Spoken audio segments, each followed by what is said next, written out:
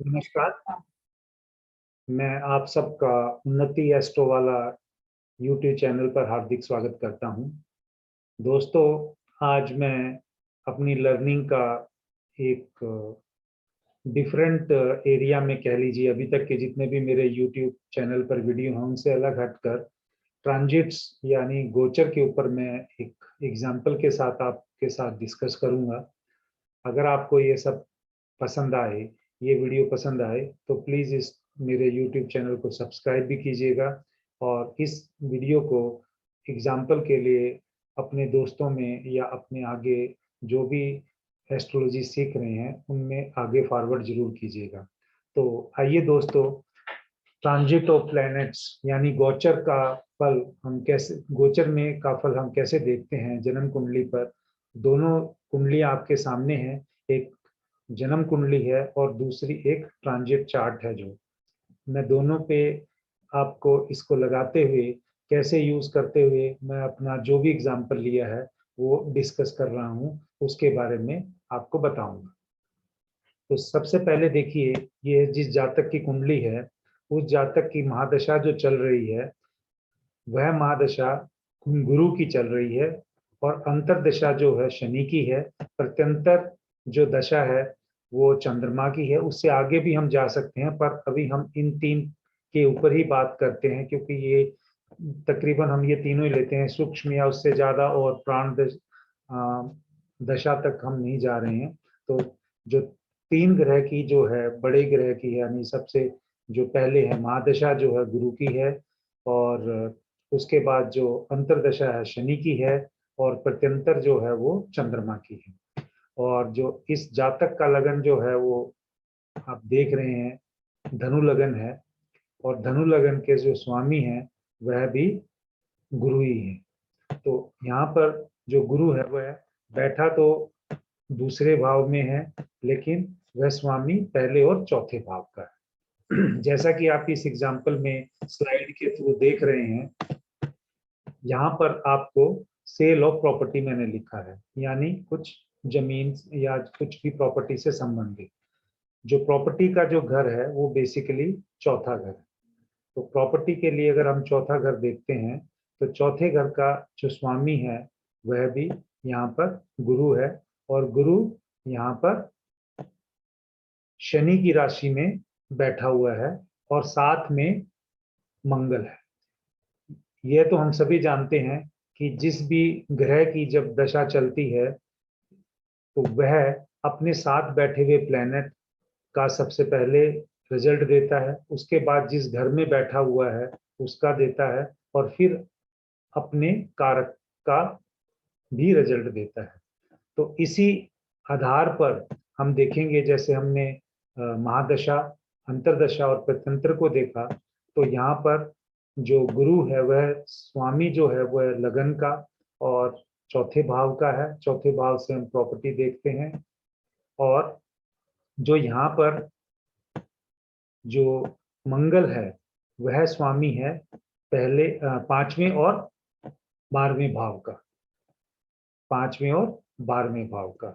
और वहां पर मेष राशि में चंद्रमा भी बैठा हुआ है। तो एक सिंपल जातक की कुंडली है, और इसके ऊपर ही जिस दिन का ये ट्रांजिट है, ये आज से 2 दिन पहले का ट्रांजिट है, तो उस ट्रांजिट चार्ट में मैं क्योंकि डिटेल ज्यादा शेयर नहीं कर सकता, लेकिन एक ट्रांजिट चार्ट का क्या उपयोग है जन्म कुंडली के ऊपर, वह सिर्फ बताने का मकसद है कैसे ये डील फाइनली। अब यहाँ पर देखिए, जो चार्ट जो है या जो हमारा कुंडली बनी है वो ट्रांजिट की, उसमें भी धनु लगन ही है। और धनु लगन होने से चौथे भाव का जो स्वामी है वह भी गुरु बना, और गुरु यहाँ पर भी चार्ट में आप देखेंगे कि सेकंड हाउस में बैठा हुआ है, बट यहाँ पर वह शनि के साथ बैठा हुआ है। तो यानी शनि और जुपिटर, यानी शनि और गुरु दोनों इस टाइम पे मकर राशि में गोचर कर रहे हैं। इसका मतलब जो शनि है वह मंगल और गुरु के ऊपर से गोचर कर रहा है, और जुपिटर भी जुपिटर और मंगल के ऊपर से गोचर कर रहा है। तो यहाँ पर इस गोचर की कुंडली में भी देखेंगे कि यहाँ पर चंद्रमा जो है चौथे भाव में बैठा हुआ है। और चौथे भाव का जो काल पुरुष की कुंडली के हिसाब से स्वामी है वह भी चंद्रमा ही है। तो इस हिसाब से आप देखेंगे कि जो ये दशा इस जातक की इस समय चल रही है, गुरु, शनि और चंद्रमा की, वह तीनों प्लैनेट जिस भाव से संबंधित हम ये एग्जाम्पल ले रहे हैं उन्हीं भाव में वह बैठे हुए हैं। क्योंकि दूसरा भाव फैमिली का, धन का, फाइनेंस का आप कह सकते हैं या वाणी का कह सकते हैं, और चौथे भाव का स्वामी दूसरे में ही जाके बैठा हुआ है।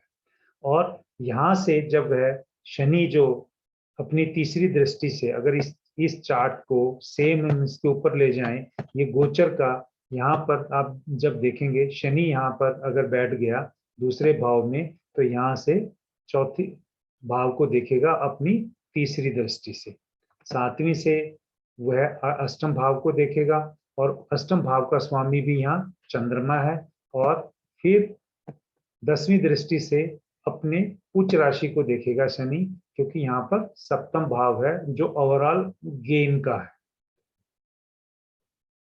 और यहाँ पर इस गोचर में भी आप देखेंगे कि जो मंगल है वह 10म भाव में बैठा हुआ है और वहां से बैठकर चौथे भाव को देख रहा है, क्योंकि मंगल प्रॉपर्टी का कारक है, वह चौथे भाव को देख रहा है। तो इस कुंडली में अगर हम यहाँ देखेंगे तो यहाँ से अगर हम देखेंगे तो मंगल यहाँ पर होगा और यहाँ से चौथे भाव को देख रहा है। तो इस तरीके से अगर हम देखें इस एग्जाम्पल के द्वारा कि प्लैनेट्स, अगर ये जन्म कुंडली है, ये जन्म कुंडली में जो यहाँ प्रॉमिस है वो प्रॉमिस तो दिखता ही है कि इससे संबंधित कुछ रिजल्ट आएंगे, प्रॉपर्टी से और गेन होने के यहाँ पर कुछ योग दिखते हैं। और उन योग का जब समय आया, समय कब आया, जब हमारे जो प्लेनेट हैं जो शनि और गुरु, जब वहां से उस भाव के स्वामी या उस भाव के संबंधित कारक के ऊपर से गोचर करते हैं तो वह रिजल्ट देते हैं। तो यहाँ पर इनके हिसाब से अगर हम इन्हीं दो को देखें, क्योंकि शनि जो है वह काल है, समय या जो किस समय वो इवेंट होगी वो शनि ही बताता है, और गुरु के बगैर आशीर्वाद के कोई भी इवेंट कभी भी नहीं होती। तो अगर इस हिसाब से भी देखें, गुरु की अगर पंचम दृष्टि यहाँ से अगर देखें गोचर वाले गुरु की, क्योंकि वो गुरु के ऊपर से ही जा रहा है, तो 1 2 3 4 5 यानी आपके 6th हाउस के ऊपर, और जो सप्तम दृष्टि है वो तो इसमें अष्टम भाव के ऊपर ही आएगी, और जो नवम दृष्टि है वह यहाँ पर 10म भाव के ऊपर आएगी। तो 2 6 10 ये सभी जानते हैं कि पैसे से संबंधित भाव हैं। तो इतना ही मैं आपको इस कुंडली के द्वारा, एग्जाम्पल के द्वारा बताना चाहता हूं कि अगर हमारी जन्म कुंडली है वह उस भाव से संबंधित या उस घर से संबंधित रिजल्ट को बताती है, और रिजल्ट आने का समय हमें गोचर के द्वारा ही पता चलता है कि जब तक गोचर वहां से नहीं होगा तब तक वह इवेंट नहीं होगी। तो एक एग्जाम्पल है एक छोटा सा जो मैंने आज आपके साथ शेयर किया। अगर आपको कुछ और जानकारी उन्नति एस्ट्रोवाला से संबंधित जाननी है तो आप हमारी वेबसाइट पर लॉगिन कर सकते हैं www.unnatiastrovala.com। अगर आपको यह वीडियो पसंद आया तो दोस्तों इसको लाइक कीजिएगा और हमारे चैनल को सब्सक्राइब कीजिएगा। धन्यवाद।